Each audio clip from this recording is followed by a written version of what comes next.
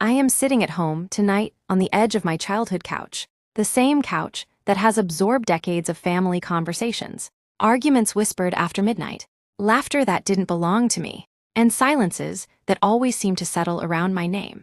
And as the house hums with its familiar nighttime sounds, the refrigerator clicking on, the distant rush of cars passing outside, the old clock ticking with stubborn loyalty, I realize that some truths take years to form the courage to say aloud.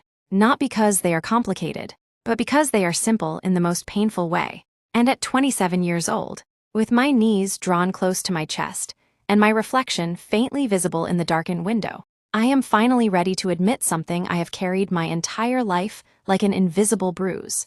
I was never the favorite daughter. And before anyone tells me that parents love all their children equally, let me say this: love and favoritism are not the same thing. And children know the difference long before adults are willing to acknowledge it. Because favoritism isn't always loud or cruel. Sometimes it is quiet, polite, wrapped in good intentions, and that makes it harder to explain and even harder to heal from. Because how do you grieve something you were never supposed to notice? How do you explain a wound that never left a visible scar? How do you say, "I felt unwanted," when no one ever said the words out loud? My name is Emily Carter. I am 27 years old. I live an outwardly normal life. I have a job, friends, independence, and a smile that people often describe as warm. But the story I am telling tonight does not begin with adulthood or independence or clarity. It begins in childhood, in a house that looked loving from the outside, with family photos lining the hallway and holiday cards sent every December. Because sometimes the most confusing pain grows in places that appear perfectly safe. I grew up as the older daughter. The responsible one, the quiet one, the one who learned early that being low maintenance was praised, and being emotionally visible was not. And when my younger sister was born, something shifted in the emotional gravity of our home. Not abruptly, not dramatically, but unmistakably, like furniture being rearranged while I was asleep. And suddenly, I was expected to fit around a new center. She was vibrant, expressive, openly adored. And I was there, useful, dependable, always so mature for my age, which is a compliment adults give when they do not intend to meet a child's emotional needs. And I remember being 7 years old, standing in the kitchen while my mother brushed my sister's hair with tenderness, laughing softly as she worked through the knots, while my own hair remained tangled, pulled back quickly, an afterthought. And I remember telling myself it didn't matter, because I had already begun the habit of minimizing my own needs, of translating neglect into independence. Because if I didn't need anything, then nothing could be withheld from me. And this pattern followed me everywhere. Birthdays where my gifts were practical, while hers were exciting. School performances where my achievements were acknowledged politely, while hers were celebrated enthusiastically. Conversations where my feelings were met with logic, and hers with comfort. And no one ever said, "We love her more." But they didn't need to, because favoritism speaks in tone, in timing, in who gets interrupted and who gets listened to. And children are experts at reading these unspoken languages. I learned early that being easy made me acceptable, that asking for reassurance made me inconvenient, that crying made me dramatic, and so I became a master at swallowing disappointment, at smiling when I felt overlooked, at convincing myself that this was simply how families worked. But the truth is, children internalize the roles they are given, and mine was the supporting character, the reliable one, the daughter who would be fine on her own.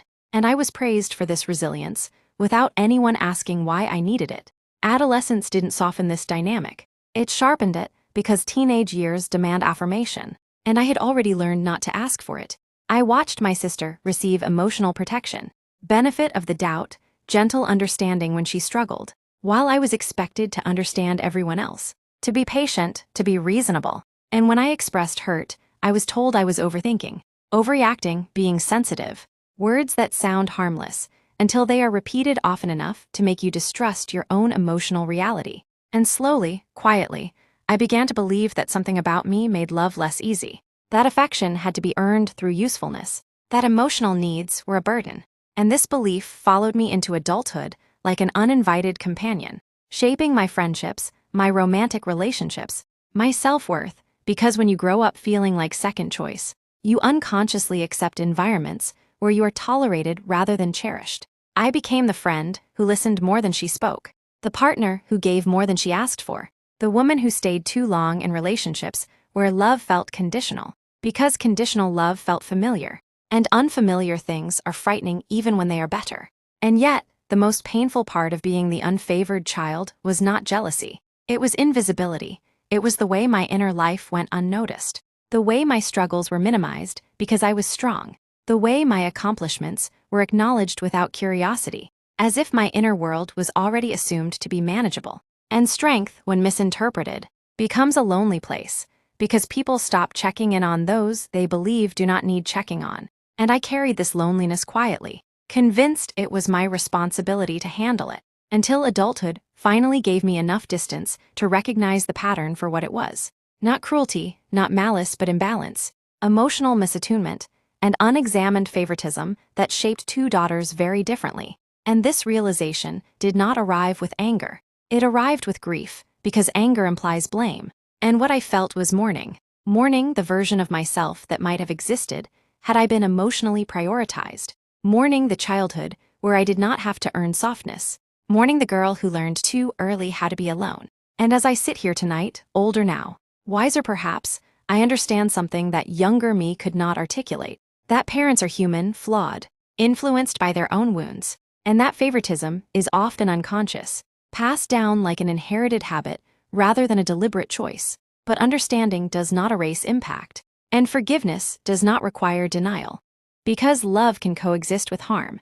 And acknowledging that truth is not betrayal. It is honesty. And here is the part of the story that matters most. The part I wish someone had told me when I was still trying to be invisible enough to be loved. Being the unfavored daughter did not break me, but it did shape me. It made me observant, empathetic, resilient, emotionally intelligent, and deeply aware of the quiet needs people carry. And while I would never romanticize emotional neglect, I can now say that the woman I am today learned to give herself what she was not given, learned to reparent her own heart, learned that worth does not come from comparison, learned that love does not have to be begged for. And tonight, sitting in this familiar room that once felt so small, I no longer feel like the overlooked child waiting for validation. I feel like a woman who sees herself clearly, who understands that favoritism says more about the system that created it than about the child who endured it. And if there is one truth I want to leave behind in this quiet house, one truth I want to speak into the silence that shaped me,